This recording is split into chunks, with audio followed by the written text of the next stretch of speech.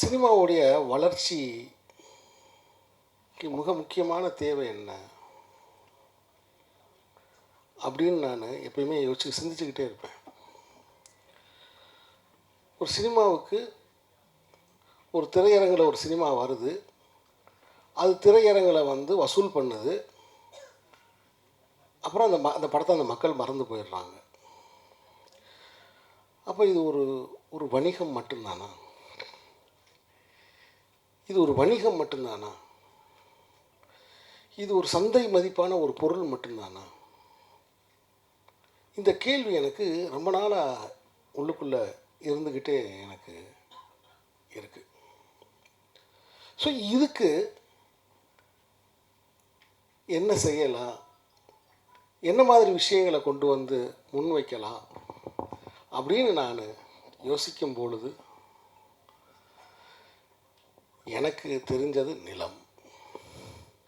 அது என்னோட நிலம், என்னோட ஊர், நான் வாழ்ந்த வாழ்க்கை, நான் வாழ விரும்புகிற ஒரு வாழ்க்கை. அந்த மண் கதை அப்படிங்கனாலே அது நிலம்தான், நிலத்தோடு சம்மந்தப்பட்டது. சினிமா உண்மையிலேயே ஒரு மாற்றத்தை சந்திக்கணும்னா இந்த இன்டர்வல்னு ஒன்று எடுத்துடணும். சினிமா உண்மையிலேயே ஒரு மாற்றத்தை சந்திக்கணும்னு பத்திரிகை நண்பர்கள் நீங்கள்லாம் இந்த கருத்து ரொம்ப முக்கியமான கருத்து நினச்சிங்கன்னா முதல்ல அந்த இன்டர்வல்னு ஒன்று எடுத்துடணும். உடனே தேட்டரில் இருக்கிறவங்கெல்லாம், அந்த ஸ்டால் வச்சுருக்கிற ஓனர்கள்லாம் என் மேலே கோவப்படக்கூடாது. பாப்கார்ன் வாங்குறவன் எந்த சூழ்நிலையும் வாங்கி தான் சாப்பிடுவான், இன்டர்வல் விட்டால் தான் சாப்பிடணும். அந்த காலத்தில் நாடகத்துறையிலிருந்து சினிமா வந்தது. சம்பூர்ண ராமாயணம் 3.5 மணி நேரம், 3.5 மணி நேரத்தையும் ஒரே நேரத்தில் போட முடியாது, அதனால் 2 இன்டர்வல் விட்டுருக்காங்க.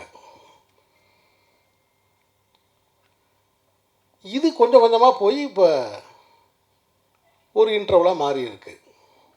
நீங்கள் நல்லா பாருங்கள், வெப் சீரிஸ் இங்கே வந்திருக்கு, ஆனால் தமிழ்நாட்டில் வெப் சீரிஸ்க்கு பெரிய வரவேற்பு இல்லை. ஆனால் மேற்கத்திய நாடுகளில் நீங்கள் பார்த்தீங்கன்னா வெப் சீரிஸ்க்கு வரவேற்பு இருக்குது.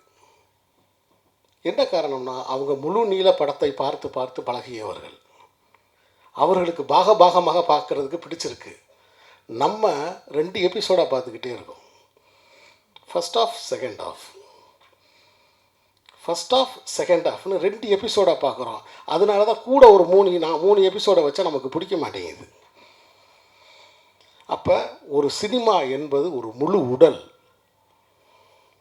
அதில் அரை மணி நேரம் போயிட்டு அதை ஸ்டாப் பண்ணிவிட்டு இதுக்கு முன்னாடி எப்படி இருக்குன்னு கேட்குறதே தவறு.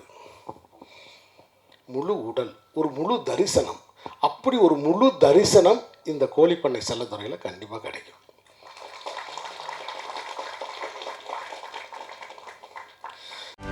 செய்திகளை உடனுக்குடனும் துல்லியமாகவும் தெரிந்து கொள்ள சப்ஸ்கிரைப் பண்ணுங்க.